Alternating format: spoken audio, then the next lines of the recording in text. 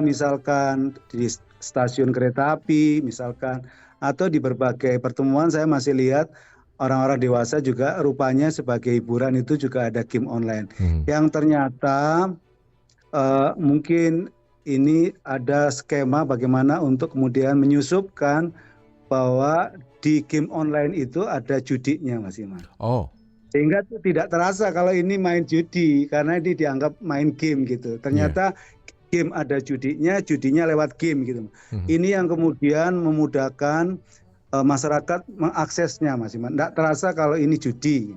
Iya. Yang terasa adalah ini game, termasuk kemudian game over kaitannya dengan uangnya para judi yang terlibat gitu, Mas. Mhm. Kemarin juga ada data jumlah total kalau diakumulasi mungkin dikumpulkan dana yang lalu lalang tentang judi online ini mencapai 5 triliun Pak Ubron. Kok bisa tiba-tiba menyeruak seperti itu? Apa karena memang semakin halusnya judi ini praktek modus mereka yang terapkan, atau kita saja yang lalai atau mungkin terlena ya Pak Ubron? Ya kalau menurut saya bahwa penjudi itu juga kalau menurut saya karena menggunakan IT ya Mas. Jadi Iya. mainnya itu betul menurut saya halus, bahkan sangat halus. Bahkan dikabarkan itu skemanya sudah dibikin bahwa nanti itu 70 adalah bandar yang menang, kita yang 30, tapi nanti diatur skemnya Mas, kapan Hmm. menang, kapan kalah, kapan menang, kapan kalah. Hmm. Kalau kalah itu penasaran, kalau menang itu ketagihan gitu Mas. Iya. Dibikin seperti itu Mas, sehingga secara psikologis orang selalu ada ketergantungan.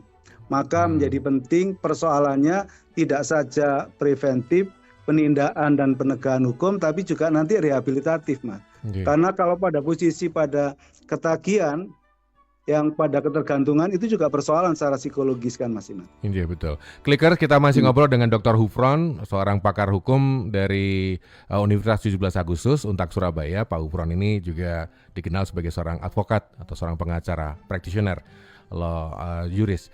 Pak Hufron, saya mau izin, dampak judi itu kan sudah dulu pernah disentil oleh Bang Haji gitu ya.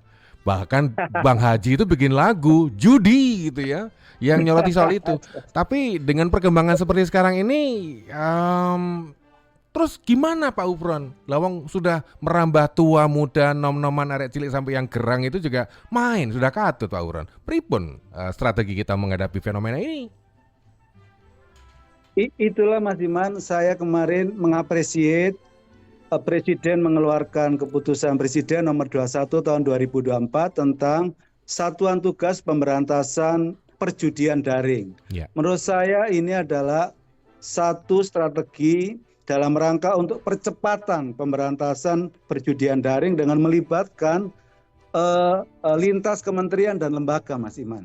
Karena saya menganggap bahwa ini bukan sesuatu yang usual, sesuatu yang biasa, tapi ini sesuatu yang luar biasa, dan kalau melihat kerugiannya tidak saja finansial, tetapi adalah gangguan sosial, gangguan psikologis, bahkan menimbulkan efek tindak kriminal lanjutan kan Mas. Ya. Sampai kemudian ada seorang polwan kemudian membakar suaminya sampai meninggal, kemudian ada seorang TNI yang gantung diri, ada seorang anak muda yang kemudian gantung diri dan seterusnya. Yang tidak dideteksi itu juga berapa banyak mungkin anak-anak di kalangan para siswa, mungkin SMP, SMA dan perguruan tinggi yang sangat tergantung dengan judi online ini yang kemudian tidak atau belum terdeteksi. Betapa besar kerugian bangsa ini tidak saja material tetapi imaterial. Maka menurut saya tepat kalau Presiden mengeluarkan Kepres dalam rangka pemberantasan baik pada wilayah pencegahan, wilayah penindaan dan penegakan, dan wilayah rehabilitasi Mas Iman. Kalau contohnya seperti apa Pak kalau itu diterapkan pada situasi di lapangan? Jadi misalkan dalam konteks pencegahan mestinya kewenangan Menko Infocom, kemudian dibantu tentu adalah PPATK, dibantu oleh BSSN Mas Iman, itu kan bisa melakukan misalkan pemblokiran terhadap akun-akun yang itu digunakan untuk perjudian di satu sisi. Betul. Tetapi juga kemudian kerjasama dengan PPATK dan Bank Indonesia untuk bisa membekukan akun-akun rekening yang itu dipakai diduga dipakai untuk transaksi perjudian, termasuk mungkin e-wallet atau e-dompet itu, Mas Iman. Iya. Kalau itu dilakukan dalam konteks pencegahan, itu adalah menurut saya itu adalah penting, karena di tingkat hulu itu juga harus dipotong, Mas Iman. Walaupun ini dugaan saya harus diteliti lebih jauh, ada dugaan kuat saya bahwa mereka melakukan serangan balik dengan kemudian melakukan ngehack terhadap pusat data nasional itu. Ini menurut saya dugaan saya. Saya belum mendapat informasi yang cukup bahwa ini bagian dari serangan balik terhadap proses-proses yang dilakukan oleh Satgas dalam rangka pemblokiran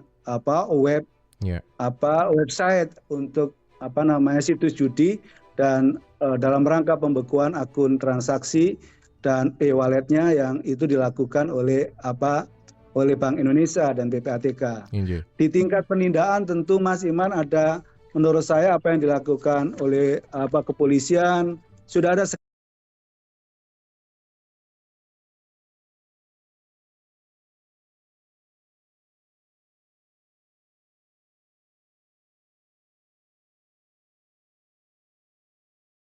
yang kemudian ditangkap para penjudinya, ada 406 sekian.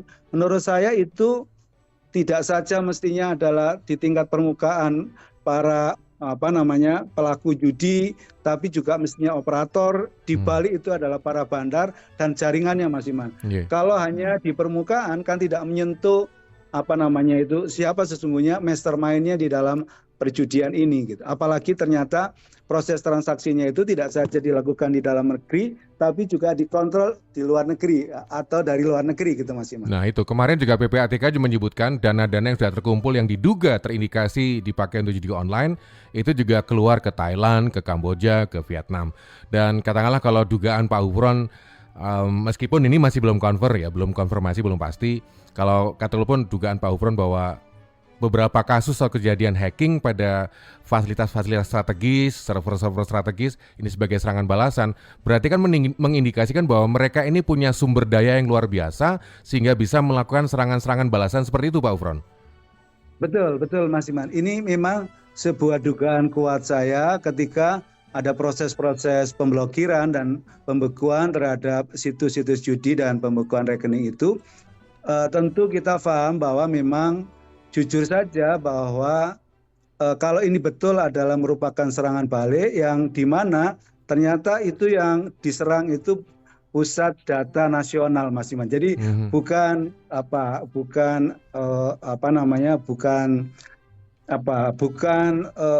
yang di-hacker itu bukan soal yang remeh-temeh, tapi ini pusat data nasional yang kemudian melakukan pelayanan publik pada pelayan publik pemerintah pusat dan di daerah, yang itu ada 46 layanan publik yang itu sebagian lumpuh, termasuk yang di keimigrasian gitu, Mas Iman. Betul. Termasuk yang di Kemendikbud, termasuk di berbagai layanan publik lainnya. Wah, ini kan kita juga menunjukkan dari kasus ini bahwa kedaulatan atau apa istilahnya itu, Mas, security cyber kita ini ternyata juga menurut saya termasuk lemah karena bisa dilumpuhkan oleh hackers gitu, Mas Iman. Kalau dengan kacamata hukum atau mungkin juga undang-undang yang ada sebagai upaya pencegahan, apakah ini juga bisa dipakai undang-undang terorisme sebagai serangan cyber yang juntrungnya ITE gitu, yang ujung-ujungnya menciptakan suatu kondisi yang chaos di dalam negeri, mengacaukan layanan dan segala macamnya, Prof. Bisa nggak dipakai undang-undang seperti itu, Prof, untuk menciptakan rasa jerah? Ya, jadi kalau menurut saya bahwa tentu kenapa saya kemarin mengusulkan bahwa rancangan undang-undang perampasan aset itu segera dibahas dan disahkan. Ya, salah satunya adalah bahwa dari hasil studi ternyata bahwa tindak pidana pencucian uang itu salah satunya dari 10 besar itu adalah dari penjudian. Selain korupsi, kemudian trafficking, narkotika, psikotropika, kemudian imigran gelap dan seterusnya. Tapi dari 10 besar itu termasuk perjudian gitu. Jadi oleh karena itu maka menurut saya penting dibahas anggota DPR tentu untuk kepentingan bangsa dan negara bukan melulu ini soal korupsi gitu, tetapi ini juga soal tindak pidana lain yang itu merugikan secara finansial juga buat masyarakat gitu. Iya. Tadi soal kaitannya yang kemudian disampaikan oleh Mas Iman, jadi kalau menurut saya bahwa Undang-Undang ITE itu sesungguhnya bisa dipakai karena salah satu pasalnya itu kan tidak memperbolehkan ada namanya distribusi, transmisi materi muatan yang mengandung perjudian, Mas Iman. Betul. Yang menurut saya apa yang disampaikan Mas Iman adalah benar bahwa di peraturan PPATK itu juga mengatur, Mas. Jadi pada intinya tidak diperbolehkan atau dilarang transaksi yang diduga itu adalah berkaitan dengan misalkan terorisme gitu. Iya. Itu ada peraturan PPATK kalau tidak salah. Tetapi menurut saya, ya kalau kita kan kebetulan berada sebagai pengamat di luar, Mas. Okay. Itu kalau mungkin bisa tahu lebih jauh, lebih dalam gitu, ini menurut saya dalam tanda kutip sangat mengerikan. Karena prinsipnya bahwa terorisme itu atau teroris itu adalah menteror yang membuat masyarakat secara umum itu menjadi terjadi gangguan Kacau. yang bersifat sosial yang menakutkan gitu, Mas. Betul. Teror itu menakutkan. Menurut saya ada undang-undang yang bisa dipakai, Undang-Undang Nomor 27 Tahun 99 tentang keamanan negara, Mas Iman. Betul. Menurut saya itu bisa dijuntukan selain Undang-Undang ITE dan Undang-Undang tentang perjudian KUHP 303 dan 303 bis, kemudian termasuk apa yang disebut sebagai undang-undang kaitannya dengan kejahatan keamanan negara, dan menurut saya juga adalah undang-undang tentang terorisme atau pemberantasan terorisme. Dan sepakat, Mas. Pak Hufron, kalau dari informasi yang mungkin Pak Hufron dapatkan, ini pemain-pemainnya atau cukong-cukongnya itu memang orang luar negeri atau kita di dalam negeri ini hanya sebagai kaki tangan saja, Pak? Karena yang pendel-pendel gede itu kadang-kadang yang di luar sana itu malah nggak kepegang, nggak terungkap gitu, Pak. Jujur saja, Mas Iman, kalau ini agak sulit, kami tidak dapat informasi yang cukup, tetapi dengan melibatkan Badan Sandi dan Siber Nasional, melibatkan Badan Intelijen Nasional, kemudian PPATK, melibatkan BI, kemudian Menko Infocom, menurut saya soal kira-kira dikendalikan oleh siapa di mana itu bisa ditelusur. Kemudian bisa dilakukan menurut saya itu dilakukan penelusuran, bahkan mungkin penyitaan dan pemblokiran, Mas Iman. Sebelum sampai kemudian ada undang-undang perampasan aset. Karena kalau tidak hanya di kulit-kulit permukaan ya, maka menurut saya ibarat menyembuhkan penyakit ini hanya simptomnya tapi tidak pada akar masalahnya gitu, Mas. Betul. Nah, karena Pak Hufron ini juga selain dosen, juga praktisi, juga umaroh, ini kira-kira sebagai seruan untuk warga masyarakat gimana, Pak? Kalau misalkan kita menemukan ada saudara kita, kerabat kita, atau mungkin juga kolega kita yang sudah ikut-ikutan main seperti itu, apakah kita bisa ngelarui, Pak Hufron? Mas Iman, menurut saya jadi dari Keputusan Presiden 21/2004 tentang Satuan Tugas Pemberantasan Perjudian Daring, itu kan juga dilibatkan Menteri Kesehatan juga, Mas Iman. Terus kemudian Kementerian Perlindungan Perempuan dan Anak, Mas Iman. Betul. Termasuk yang terlibat dalam konteks itu adalah Menko Mas Iman? Menko Pembangunan Manusia dan Kebudayaan. Oh, baik, PMK. Jadi pada posisi yang tadi saya lanjutkan bahwa ada pencegahan, penindakan dan penegakan hukum, yang rehabilitasi itu menurut saya, Mas Iman, mereka yang jadi korban. Yang jadi korban itu bukan penjudi, Mas. Keluarga para penjudi ini jadi korban, Mas. Betul. Maka mestinya mereka mendapat perhatian, termasuk adalah ya sebagai contoh kasus kan yang di Mojokerto, seorang polwan itu kan dalam kondisi yang menurut saya, mohon maaf, mungkin dugaan saya bisa salah, mungkin dalam kondisi yang stres berat atau depresan ya, Mas Iman. Maka dia melakukan itu. Maka menurut saya itu harus mendapatkan perhatian dari negara, Mas Iman, untuk dilakukan rehabilitasi menurut saya secara psikologis, secara medis, dan tentu pemerintah juga bisa memberikan pemberdayaan masyarakat atau bantuan-bantuan sosial untuk kemudian merehab supaya dia istilahnya kondisi kesehatan secara psikologi, secara sosial itu bisa dipulihkan, Mas Iman. Maka kita kalau menyerukan tentu memang juga Menteri Agama itu dilibatkan, Mas Oh Iman. iya.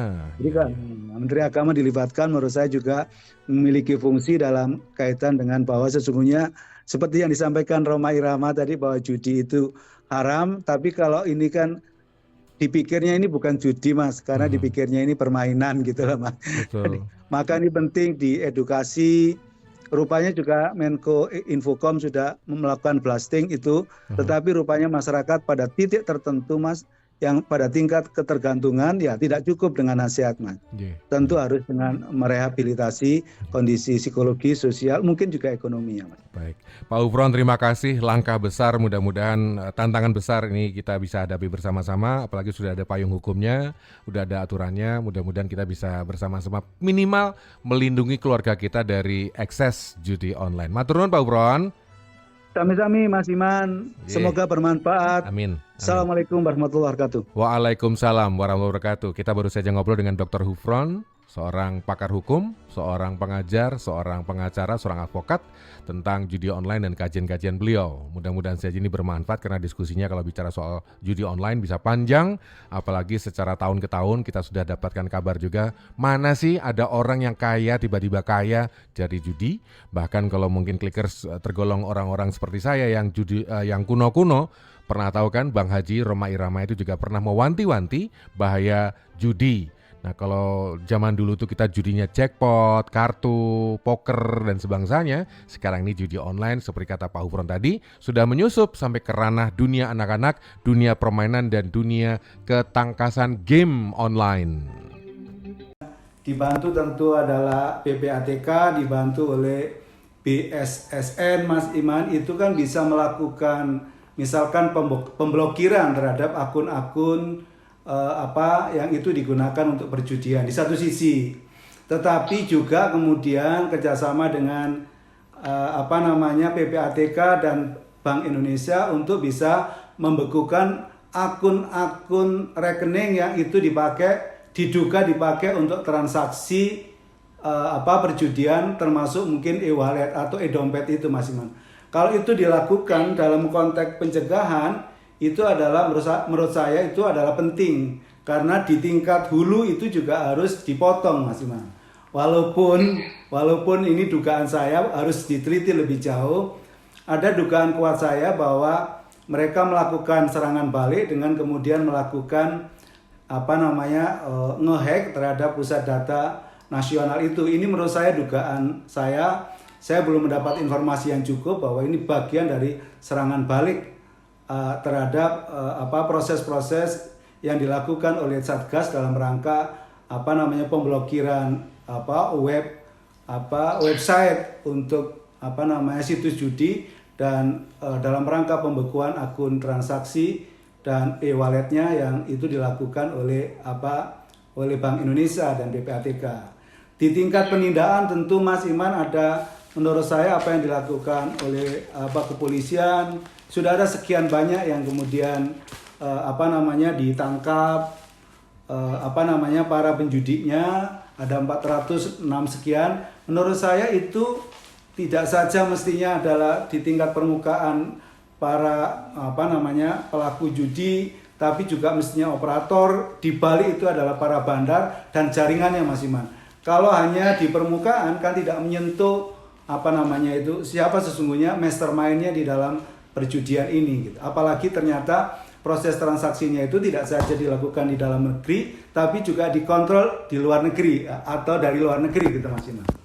Nah itu kemarin juga PPATK menyebutkan dana-dana yang sudah terkumpul yang diduga terindikasi dipakai untuk judi online itu juga keluar ke Thailand, ke Kamboja, ke Vietnam.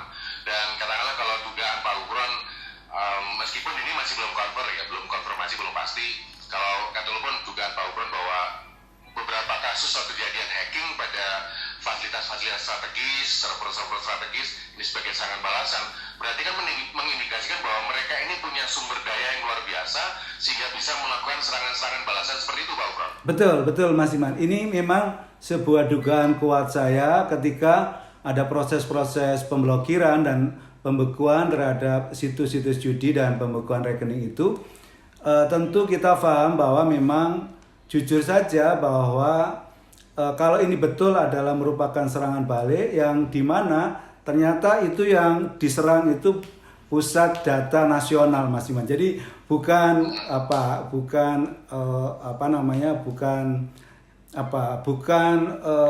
yang di-hacker itu bukan soal yang remeh-temeh, tapi ini pusat data nasional yang kemudian melakukan pelayanan publik pada pelayanan publik pemerintah pusat dan di daerah, yang itu ada 46 layanan publik yang itu sebagian lumpuh, termasuk yang di keimigrasian gitu, Mas Iman.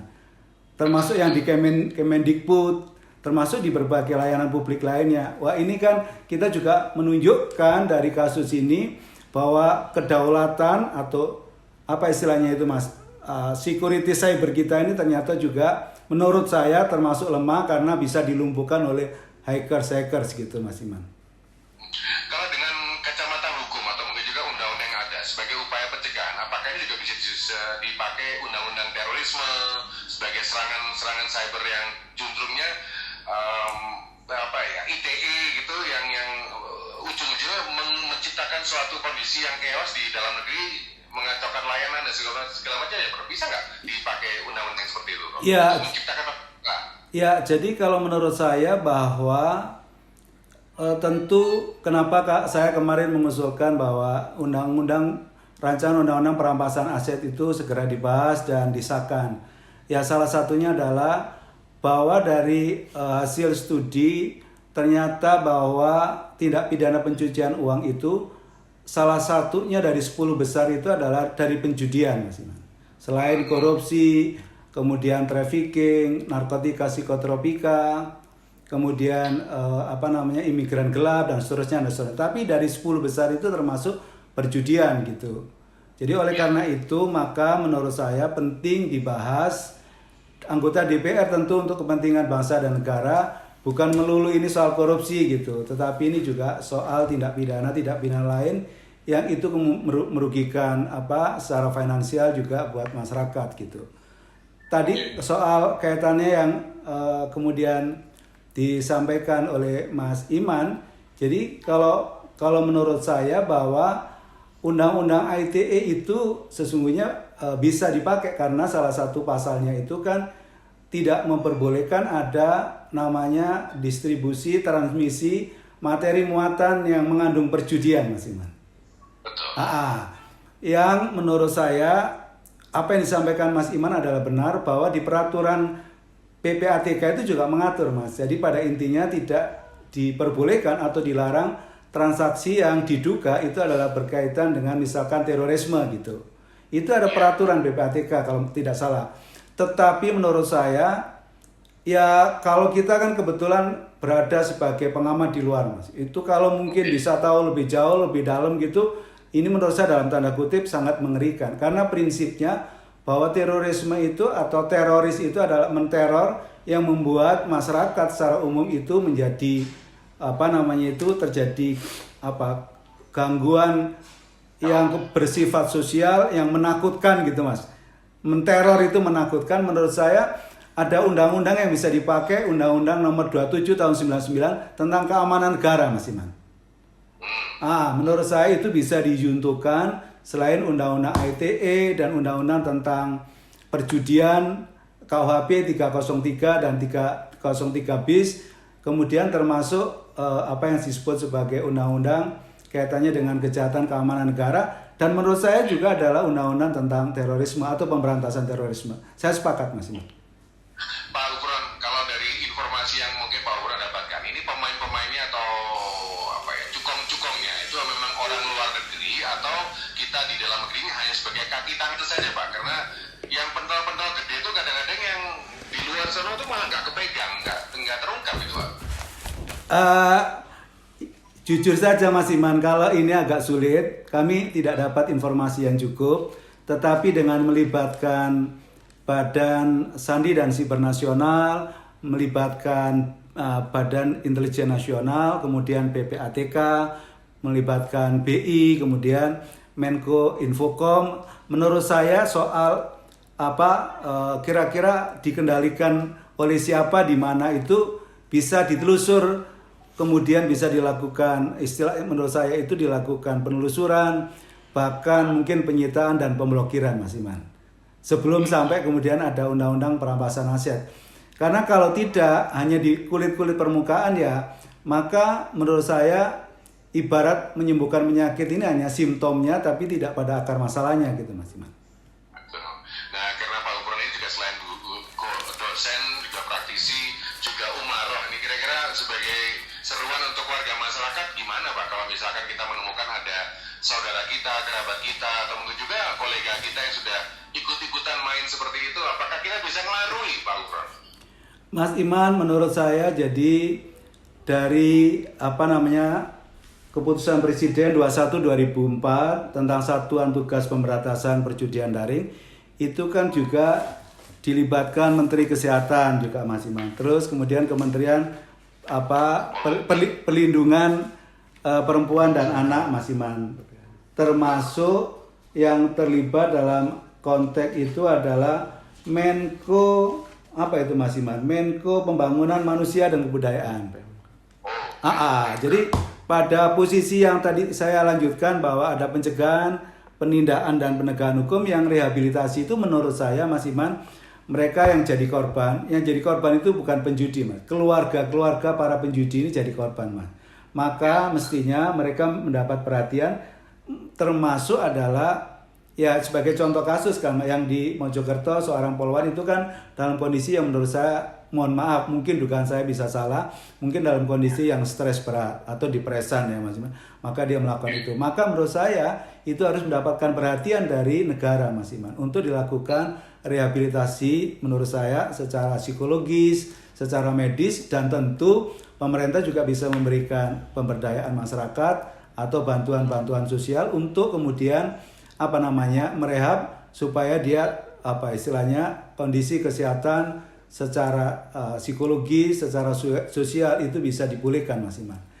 Maka kita kalau menyerukan tentu memang juga Menteri Agama itu dilibatkan, Mas Iman. Jadi Menteri Agama dilibatkan menurut saya juga memiliki fungsi dalam kaitan dengan bahwa sesungguhnya seperti yang disampaikan Rhoma Irama tadi bahwa judi itu haram, tapi kalau ini kan dipikirnya ini bukan judi, Mas, karena dipikirnya ini permainan gitu lah, Mas. Jadi maka ini penting diedukasi. Rupanya juga Menko Infocom sudah melakukan blasting itu, tetapi rupanya masyarakat pada titik tertentu, Mas, yang pada tingkat ketergantungan ya tidak cukup dengan nasihat, Mas. Tentu harus dengan merehabilitasi kondisi psikologi, sosial, mungkin juga ekonomi ya, Mas. Baik, Pak Gufron, terima kasih. Langkah besar, mudah-mudahan tantangan besar ini kita bisa hadapi bersama-sama, apalagi sudah ada payung hukumnya, sudah ada aturannya, mudah-mudahan kita bisa bersama-sama minimal melindungi keluarga kita dari akses judi online. Matur nuwun, Pak Gufron. Sami-sami, Mas Iman, semoga bermanfaat. Assalamualaikum warahmatullahi wabarakatuh. Waalaikumsalam warahmatullahi wabarakatuh. Kita baru saja ngobrol dengan Dr. Gufron, seorang pakar hukum, seorang pengajar, seorang pengacara, seorang advokat, tentang judi online dan kajian-kajian beliau. Mudah-mudahan saja ini bermanfaat, karena diskusinya kalau bicara soal judi online bisa panjang, apalagi secara tahun ke tahun kita sudah dapatkan kabar juga mana sih ada orang yang kaya tiba-tiba kaya jadi judi.